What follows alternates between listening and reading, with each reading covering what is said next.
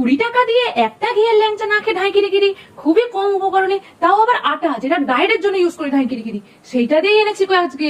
ষষ্ঠ দিনে প্রভুকে দিয়েছিলাম ঘিয়ে ভাজা ল্যাংচা। শেফটা ভালো দিতে পারিনি বটে, কিন্তু মুখে দিলেই মিলিয়ে গেছিল গো ঢাইকিরিকিরি। প্রথমে 1/4 কাপ গুঁড়ো দুধ নাও দেখি ঢাইকিরিকিরি, তাতে 1/4 কাপ আটা, পরিমাণ মতো একটু বেকিং সোডা দাও দেখি ঢাইকিরিকিরি, 3 চামচ ঘি দিয়ে ভালো করে মুঠি মুঠি করে মেখে নাও ঢাইকিরিকিরি।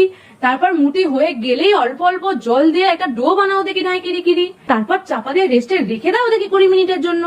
অন্যদিকে 1/2 কাপ চিনিতে 1/4 কাপ জল দিয়ে একটা শিরা বানিয়ে নাও দেখি ঢাইকিরিকিরি করে। একটু এলাচ আর কেশর দিয়ে দিও মাঝে রং আর গন্ধের জন্য। 20 মিনিট হয়ে যাওয়ার পর ডিম্বাকৃতির মতো শেপ দিয়ে, আমারটাতে একদমই ভালো হয়নি, তোমরা তোমাদের মতো শেপ দিয়ে কড়াই ঘি আর তেল গরম করে মিডিয়াম ফ্লেমে ভাজো আর তোলো, ভাজো আর তোলো। তারপর রসের শিরাতে দিয়ে 8 থেকে 9 ঘন্টা চুবিয়ে রাখো দেখি, রস ঢুকে টইটুম্বুর হয়ে যাবে ঢাইকিরিকিরি। এক গালে